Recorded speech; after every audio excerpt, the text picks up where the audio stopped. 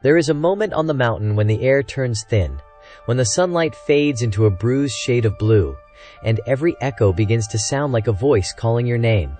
That is the moment search teams dread, because somewhere up there, beyond the tree line, a 12-year-old boy has vanished. His name was Jared Negrete. Radio chatter cracks in and out. Rescue dogs pull against their leads. Helicopters sweep over the dark folds of Mount San Gorgonio, their lights cutting through fog like silver knives. For days, teams combed the slopes through ravines, under fallen pines, across jagged rock faces slick with mist. And yet, after one of the largest search efforts in California's history, they found nothing. Not a trace.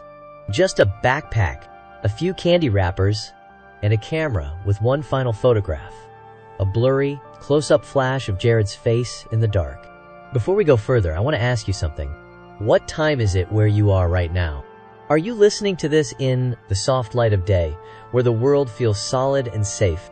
Or is it late at night when the house is still, and the only sound is the hum of your own breath? Wherever you are, however you came across this, take a moment. Because this story is not just about a disappearance. It is about how a single step into the wilderness can erase a person completely, and how, sometimes, the search for answers only leads deeper into the unknown. This is the strange disappearance of Jared Negrete. It begins, as many tragedies do, with something simple, a camping trip. Summer of 1991. 12-year-old Jared Michael Negrete was just another kid from El Monte, California. He was short and round-faced, cheerful, curious about everything. His parents described him as bright but quiet, the kind of boy who'd rather take apart a radio to see how it worked than play ball in the street. That summer, he would join the Boy Scouts, eager to explore the outdoors. His troop was part of a local Mormon congregation, one of hundreds, spread across Southern California.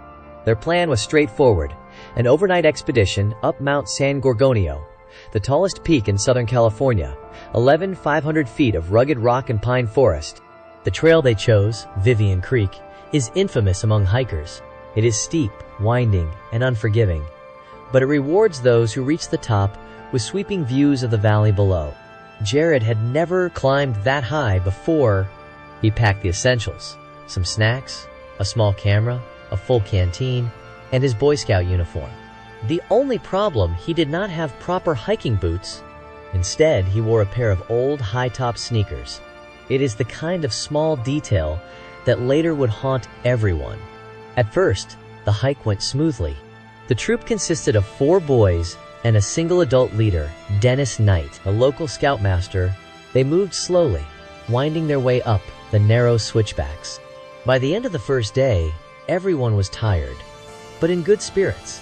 They set up camp halfway up the mountain. The second day, though, things changed. As the group pushed higher, the air thinned and the trail grew harsher. Jared began to struggle, breathing heavier, lagging behind the others. Some hikers later said they saw him smiling, determined to keep up, but falling further back with each turn. Then, sometime around 6:00 p.m., he was gone. Exactly what happened next has never been agreed upon. Some say the troop leader noticed Jared slowing down and told him to wait at a rest point, promising to come back once they would reach the summit. Others claim Knight did not realize how far behind Jared had fallen until it was too late. Either way, by the time the troop made it to the top, Jared had vanished. The first confirmed sighting after that came from a group of hikers, one of them a Santa Ana firefighter. They reported seeing a young boy, short and stocky, wearing a Boy Scout uniform, walking off trail near the 10,000-foot mark. They called out to him, warning him to stay on the marked path. He nodded, maybe even waved, and disappeared into the trees. It would be the last time anyone ever saw Jared alive. When the troop descended the mountain that evening, the sun was already dipping below the ridges. They expected to see Jared waiting for them somewhere along the way. But he was not there. As darkness fell, panic set in. The troop leader searched for a short time, then, realizing the remaining boys were exhausted and frightened, led them 12 miles down to safety before calling for help. By then, it was well past midnight. The search began at dawn, July 20th, 1991. Helicopters roared overhead. Ground teams fanned out across the rugged slopes, aided by search dogs and thermal imaging. Volunteers, forest rangers, and police combed through ravines, creeks, and thick brush. The operation quickly grew into one of the largest in San Bernardino County history, over 3,000 people, scouring 130 square miles of wilderness. But the mountain gave nothing back. For the first 2 days, there were no footprints, no clothing, no sounds, only wind, carrying the faint smell of pine and rain. Then, finally, a small discovery. A single sneaker print. It matched Jared's shoes. But it was found far off the trail on a slope so steep that one wrong step could send someone tumbling into the ravine below. They searched that area for hours. Nothing else. 3 days later, they found his backpack. It lay near the base of another slope, neatly placed, not torn or scattered. Inside were some candy wrappers, beef jerky, and his camera. When the film was developed, there were 12 photographs. 11 were ordinary landscapes. Snapshots of the trail, trees, sky. The 12th was different. A close-up shot of Jared's own face, illuminated by the flash, his eyes wide and uncertain, the darkness closing in behind him. It is one of those images that lingers, the kind that burns into your mind long after you have looked away. Was it an accident? Was he trying to use the flash to see in the dark? Or was it something else? A desperate attempt to leave proof that he was still there, still alive, for just one more moment. The discovery raised more questions than answers. Why would he drop his pack? Why leave behind food and water, the things most vital to survival? And if he was injured or exhausted, why had not the rescue dogs picked up his scent nearby? The search continued for 16 days. Night after night, the mountain echoed with the sound of helicopters and shouts. Nothing. No body, no clothing, no camera strap, no trace. By August 4th, officials had to face the truth. The boy was gone. The search was called off. Jared was presumed dead, likely from exposure or a fall. On September 7th, hundreds of mourners gathered at a memorial service in Hacienda Heights. There was no coffin, only a photograph of Jared smiling in his scout uniform. For a decade, the world moved on, but the mountain did not forget. In August 2001, almost exactly 10 years later, the story repeated itself. A 17-year-old named William Parvin went hiking on the same mountain with his father and sister.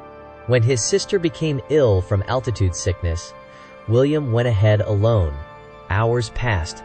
He did not return. For days, search teams combed the mountain again. The same terrain, the same ridges, the same shadows. And then, miraculously, he came back. William stumbled into a small town 30 miles away, dehydrated, bruised, delirious. He said he would fallen off a cliff, drunk from rivers, hallucinated. He would lost all sense of direction, wandering through the wilderness for days before somehow finding his way back. The parallels were uncanny. Same mountain, same isolation, same confusion. The only difference was that this time, the story had an ending. And among those who helped in the search for William were Jared's parents. They said it felt like reliving the nightmare. But even then, they hoped it meant something. That perhaps their son had suffered the same confusion, the same illness, and that somehow, somewhere, he was still out there. Over the years, countless theories have tried to explain what happened to Jared Negrete. Some are simple, others are not. The most logical explanation is that he fell. The mountain is steep. Its slopes blanketed in boulders and underbrush. If he slipped while cutting across a switchback, his body could have tumbled into a ravine so deep that even trained climbers could not reach it. Natural decay, scavengers, and erosion might have hidden all trace long ago. But that theory does not explain everything. Searchers reported no buzzards or animal activity, nothing that would suggest a nearby body. And Jared's pack looked almost placed, not dropped. The next theory blames altitude sickness. At over 8,000 feet, oxygen levels drop enough to cause confusion, dizziness, even hallucinations. For a young boy unused to high elevations, the effect could have been devastating. He might have wandered in circles, abandoned his pack, followed phantom trails in the dark. Perhaps the final photo, his face in the flash, captured the moment his mind began to slip. Then there is the possibility of animal attack bears, cougars, or snakes. But again, no blood, no torn fabric, no remains. And predators rarely leave everything untouched. Some believe he fell into water, perhaps one of the creeks or rivers that snake down San Gorgonio's slopes. The Santa Ana and Whitewater rivers have strong currents during summer melt. If he slipped, his body could have been carried miles away, decomposing underwater, bones hidden beneath stones. In water, time moves differently. Even search dogs can lose the scent. Still, others whisper of darker possibilities. The 1980s and 90s were notorious for kidnappings in California. Hundreds of children went missing every year, and that day, the mountain was full of strangers, hikers, tourists, campers. Could someone have seen a scared boy alone and taken advantage? Could the pack and camera have been left behind deliberately as misdirection? Authorities have never found evidence of abduction, but they have never been able to rule it out either. And then, there are the stranger theories. For some, the disappearance of Jared Negrete fits a larger pattern part of the missing 411 phenomenon. Hikers and children who vanish in wilderness areas with no logical trace. Mountains like San Gorgonio are often described as thin places, where the boundary between worlds grows weak. Locals talk of strange lights in the sky, of whispers in the wind after dark. Big Bear Lake, just 7 miles away, is a well-known UFO hotspot. In 2006, hikers claimed to see a silent, triangular craft hovering above the trees near the same ridge where Jared disappeared. To believers, it is proof that something otherworldly may have intervened, that perhaps the boy did not die, but was taken. Others turn to even older legends, those of the Chumash people, the indigenous inhabitants of Southern California. They spoke of mountain peaks as doorways to the sky people, sacred places where spirits or gods could pass between realms.